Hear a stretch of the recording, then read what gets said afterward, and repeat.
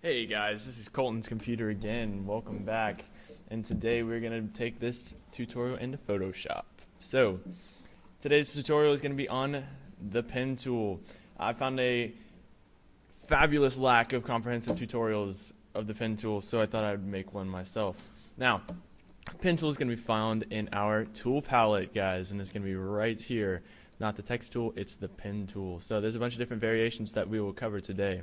So, you're going to hit P as the shortcut, and you're going to see the little pen come up, and there's going to be a nice asterisk by it. And that just designates that this is the beginning of a new shape. So, one click will create what's called an anchor point in any Adobe software.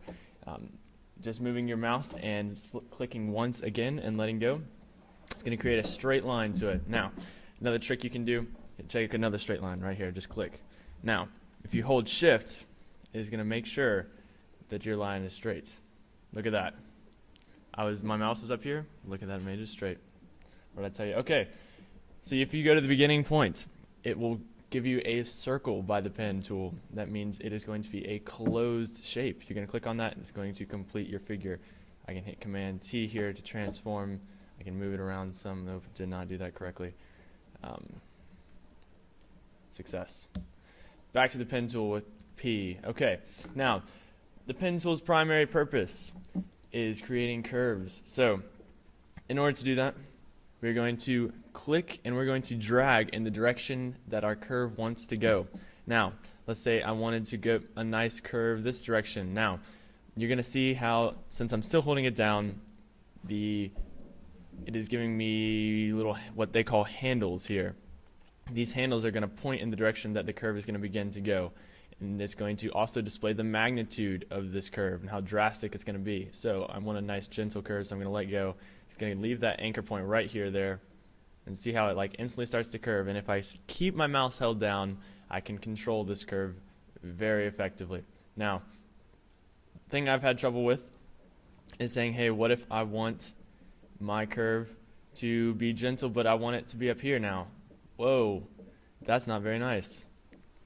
I don't want it to go back through itself, so what I'm going to do is hit Command Z, adjust my anchor point by holding Option. So it's going to give me this little nice arrow here. And what it's going to do is it's going to break the handle from the anchor and allow you to move it and change the direction that the curve is now going to go. So I'm going to let it go, and whoa, look at that. I now have complete control over my curve. So that is that option. Now, let's say you wanted to create a new shape, but you didn't want to close it. Well, look at this. That just ruined your shape. So Command Z, go into a new tool, come back to the pen tool. It would work in Illustrator. Mr. Rogers, do you know how to make it go back to the asterisk mode? Okay, well, in Illustrator, an asterisk would appear if you go to a new tool. So you can close that. Command T, move that, all that away. So, enter, go back to the pen tool. Last thing we're going to do is talk about removing an anchor point. You can do this a lot more practically in Illustrator and After Effects than in Photoshop, because that's where the pen tool is primarily used. Let's say I wanted to go over here and I'm going to hit Option.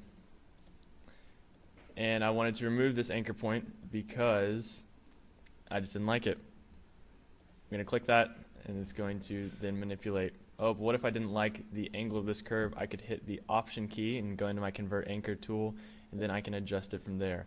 So guys, that is your Pen Tool 101.